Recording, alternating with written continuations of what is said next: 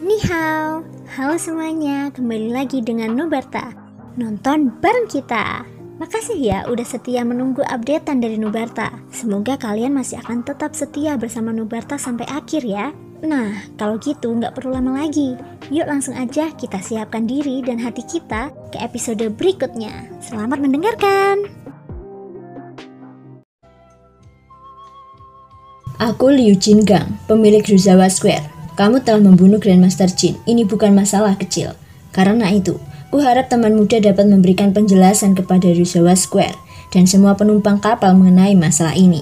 Tatapan Liu Jingang terhenti pada Shoyan saat dia turun. Menjelaskan, bagaimana kamu ingin aku menjelaskannya? Shoyan bertanya dengan tenang. Aku tidak bermaksud mempersulitmu. Aku hanya berharap kamu dapat mengganti kerugian semua penumpang di sini dan kerugian ekonomi di Ruzawa Square. Ucap Liu Jingang. Berapa harganya? Tanya Shoyan. 10.000 batu roh tingkat rendah atau 1.000 batu roh tingkat menengah. Begitu kata-kata ini diucapkan, ekspresi semua orang berubah. Permintaan Liu Jingang benar-benar berlebihan. Namun, ketika semua orang memikirkannya, itu bisa dimengerti. Ada banyak penumpang kapal di kota Beijun, dan Ruzawa Square adalah kekuatan terbesar yang mengelola kapal-kapal itu. Sekarang, setelah Shoyan membunuh Master Jin, kapal-kapal itu akan terpengaruh, dan para penumpang di kota itu juga akan terlibat. Namun, meminta Shoyan untuk mengeluarkan 10.000 batu roh sudah terlalu berlebihan. Sambil menggelengkan kepalanya, Shoyan dengan tegas menolak permintaan pihak lain. Dia membunuh Master Jin karena tindakannya terlalu sombong. Manai kerugian orang-orang ini? Dia tidak pernah memikirkannya dan tidak perlu memikirkannya. Orang-orang ini juga tidak punya alasan untuk menuduhnya berutang apapun. Liu Jingang mengerutkan keningnya saat melihat Shoyan menolak permintaannya. Apa yang terjadi hari ini dapat dikatakan memiliki dampak besar pada Ruzawa Square miliknya. Jika dia tidak mengambil tindakan untuk mengendalikannya, itu pasti akan menuai kritik di masa mendatang. Namun, jika dia mengambil tindakan, dia takut akan meninggalkan reputasi buruk sebagai penindas yang lemah. Setelah berpikir sejenak, Liu Jin mengerutkan kening dan berbicara kepada Shoyan lagi. Teman muda, aku tidak ingin mempersulitmu, tetapi masalah ini sangat penting. 10.000 batu roh adalah pengampunan terbesar. Tentu saja, jika kamu benar-benar tidak bisa mengeluarkan 10.000 batu roh, jika kau bisa menemukan master formasi tingkat ketiga yang setara dengan Master Jin, masalah ini pasti bisa diselesaikan. Ucap Liu Jingang. Begitu dia mengatakan ini, orang-orang yang lewat di sekitarnya pun mencibir. Master Jin sudah menjadi salah satu dari sedikit formasi di sekitar kota Beijun. Karena dia telah membantu Ruzawa Square memperbaiki kapal selama bertahun-tahun. Dia tahu betapa pentingnya Master Jin. Sekarang, setelah Master Jin meninggal, di mana dia akan menemukan master formasi tingkat ketiga? Tentu saja, bahkan Liu Jingang sendiri menaruh sedikit harapan terhadap permintaan ini.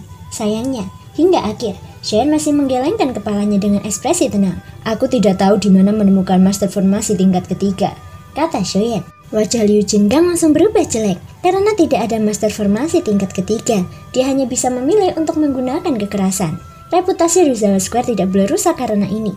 Kalau tidak ada master formasi yang mau membantu mereka di masa depan. Namun, tepat saat Liu Jingang hendak marah, Shoyan tiba-tiba melanjutkan. Aku memang tidak bisa menemukan master formasi tingkat ketiga, tetapi aku bisa menemukan master formasi tingkat kelima.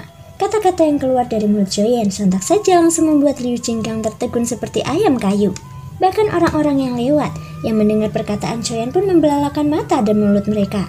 Mereka menatap Shoyan dengan ekspresi tercengang. Anda, Tuan, apakah Anda serius? Setelah beberapa lama, Liu Jingang bertanya dengan tidak percaya. Shoyan tersenyum tipis dengan satu pikiran. Api putih di kedalaman matanya dengan cepat menghilang. Yang menggantikannya adalah warna putih susu. Aura Shoyan sendiri dengan cepat memudar dan berubah menjadi aura yang kuat, namun agak asing. Ini adalah Xiao Xuan. Pada saat ini, orang yang mengendalikan tubuh ini tidak diragukan lagi adalah Xiao Xuan. Hampir pada saat yang sama, kekuatan jiwa yang tak tertandingi keluar dari tubuh Shoyan dan berubah menjadi badai energi yang melanda kota. Seketika, semua orang di kota yang merasakan tekanan spiritual ini merasa pusing. Bahkan ekspresi wajah Liu Jin pun berubah. Dia tidak pernah menyangka bahwa master formasi tingkat kelima yang dibicarakan pemuda berjubah hitam itu ternyata adalah dirinya sendiri. Ini, kekuatan jiwa tingkat kelima, master formasi tingkat kelima. Guncangan di hatinya tak terkendali. Saat Liu Jingang mengatakan ini, nafasnya menjadi sedikit gemetar. Apakah penjelasan ini cukup? Suara acuh tak acuh Shoyan keluar dari mulutnya.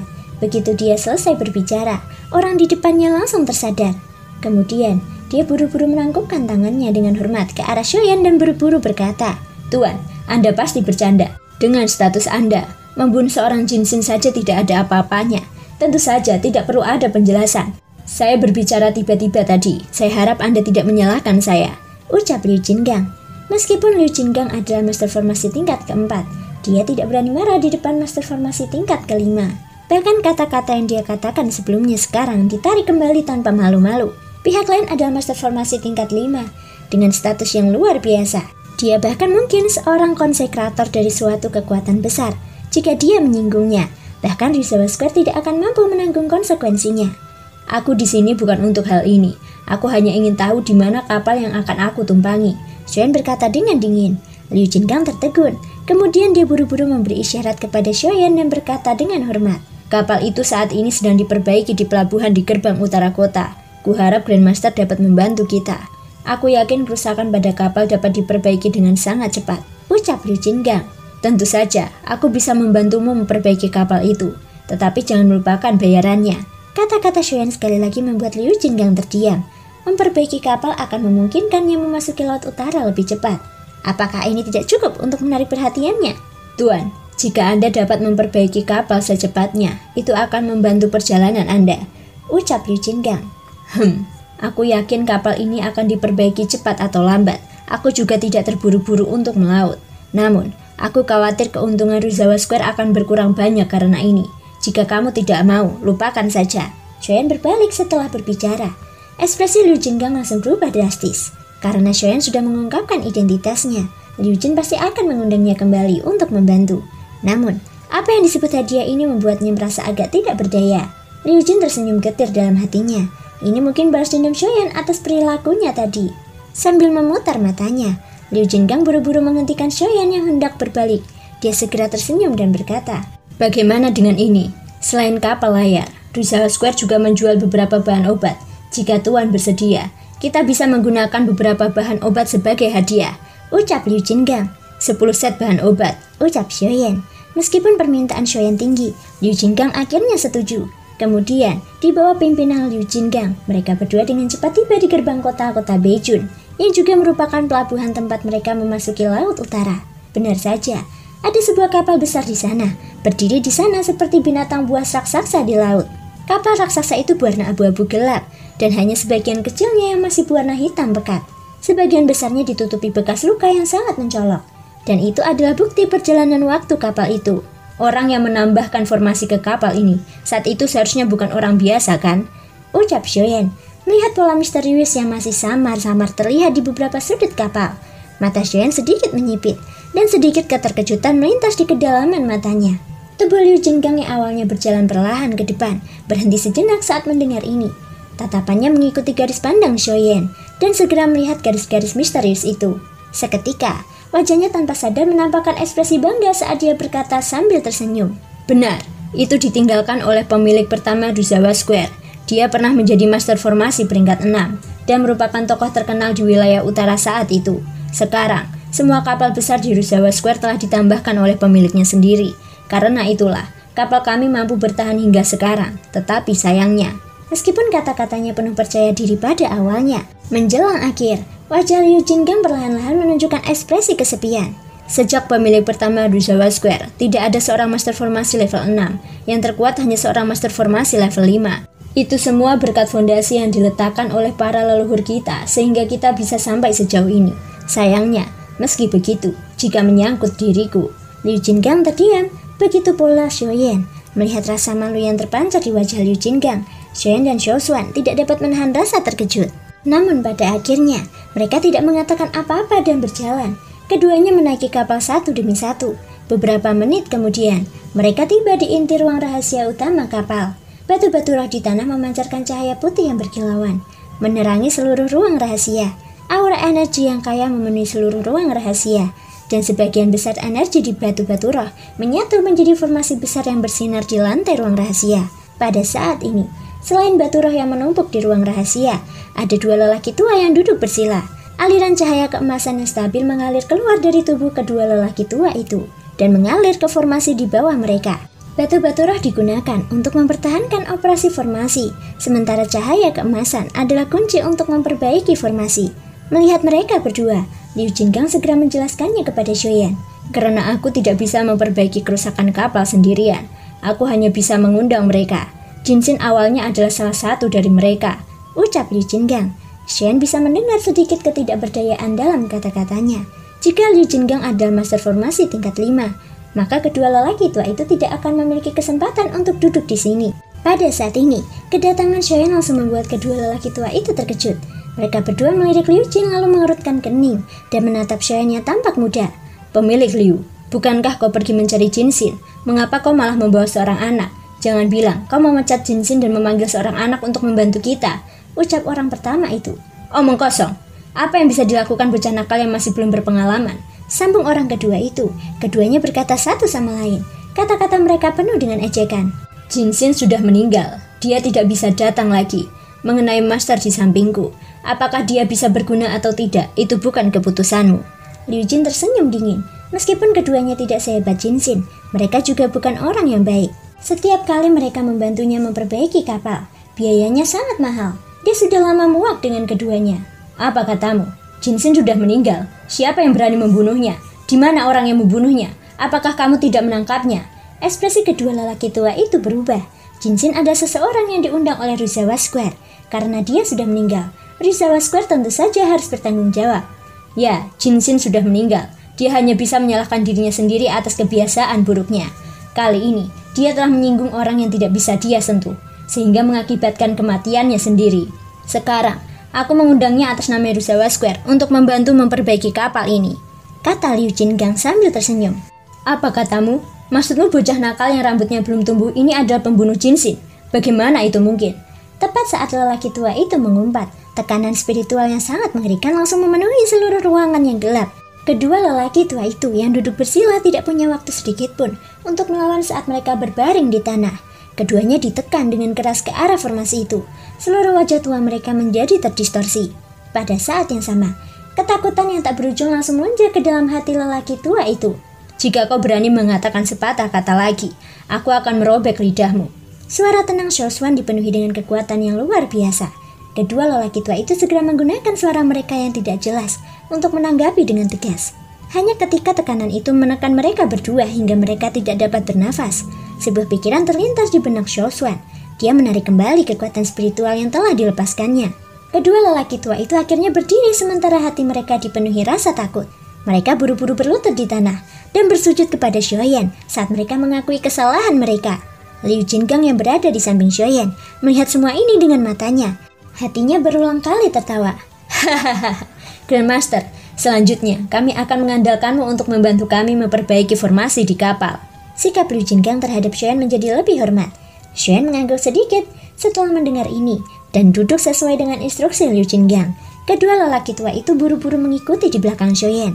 Segera setelah itu, mereka berempat memasuki kondisi pikiran dan mulai perlahan-lahan memperbaiki formasi. Di bawah mereka menggunakan beberapa teknik formasi khusus. Kali ini, dengan tambahan master formasi tingkat 5 seperti Xiaoshuan yang mengendalikan tubuh Xiaoyan, kecepatan perbaikan formasi itu tidak diragukan lagi jauh lebih cepat. Hari berikutnya, setelah seharian penuh melakukan perbaikan bersama, kapal itu akhirnya berhasil diperbaiki. Xiaoshuan yang telah menyerahkan kendali tubuhnya kepada Xiaoyan juga menghela nafas lega.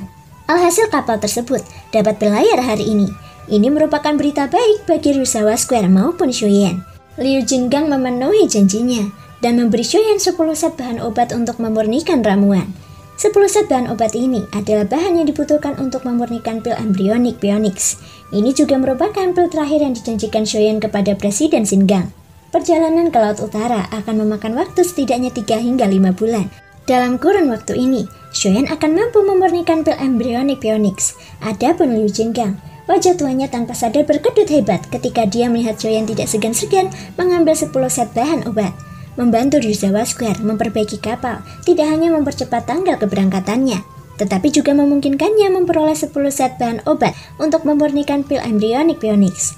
Dapat dikatakan bahwa Xiaoyan telah memperoleh keuntungan besar.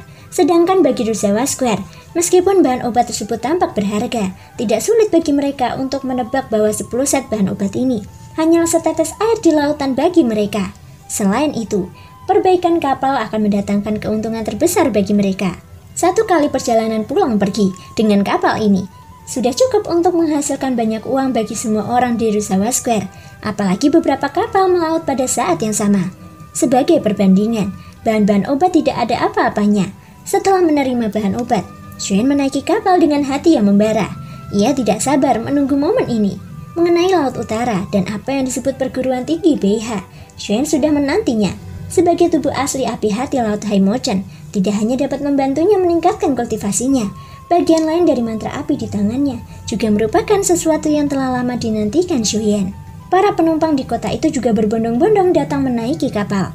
Setelah membayar batu roh yang tak terhitung jumlahnya sebagai harga, pada akhirnya hanya ada 100 orang yang menaiki kapal. Kapal mulai berlayar di pagi hari. Baru pada siang hari kapal resmi meninggalkan pelabuhan dan berbelok ke laut.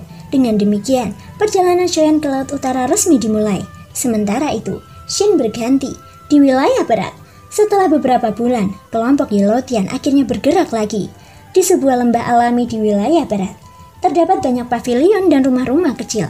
Lembah itu subur dan hijau, dan mata air mengalir deras, berubah menjadi sungai kecil yang mengelilingi bagian dalam seluruh lembah. Asap hijau mengepul ke udara di atas pavilion-pavilion, menyebabkan tempat ini terasa seperti mimpi. Gunung dan lembah ini sebenarnya seperti surga yang tersembunyi. Dari waktu ke waktu, beberapa sosok terlihat berjalan di antara pavilion. Meskipun pakaian mereka sederhana, aura yang terpancar dari tubuh mereka tidak bisa diremehkan. Di tempat ini, bahkan orang yang paling biasa pun memiliki kultivasi yang luar biasa. Di pintu masuk lembah, diiringi suara sesuatu yang menerobos udara. Beberapa sosok dengan cepat melangkah masuk ke tempat itu. Hampir pada saat yang sama, sosok-sosok yang awalnya santai di lembah itu segera menampakkan ekspresi waspada di wajah mereka. Mereka saling memandang, dan dalam sekejap mata, mereka telah menghilang ke dalam kegelapan. Pergerakan orang-orang ini sangat lincah.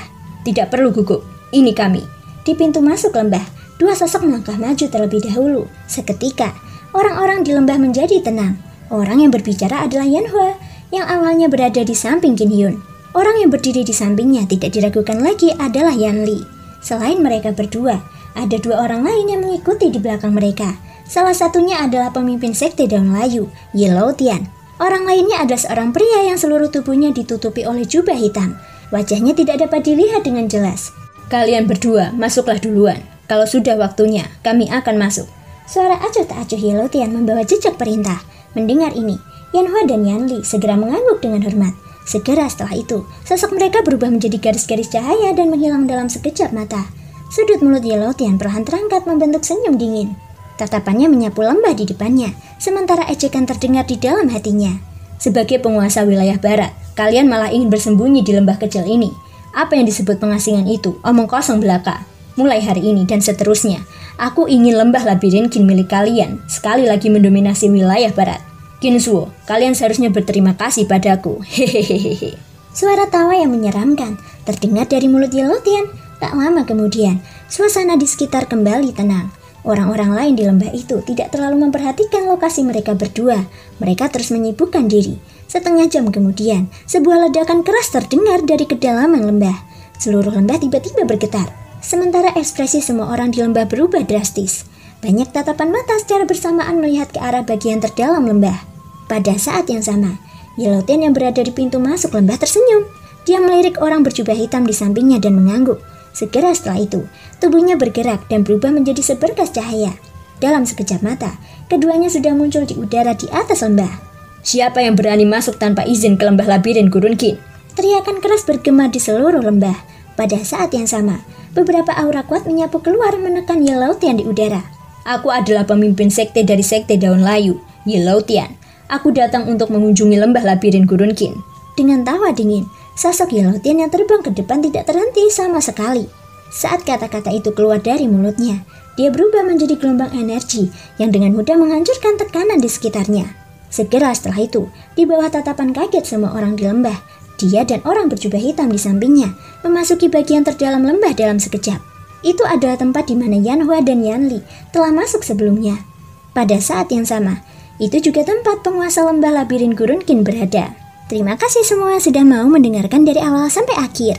Sampai jumpa di episode berikutnya.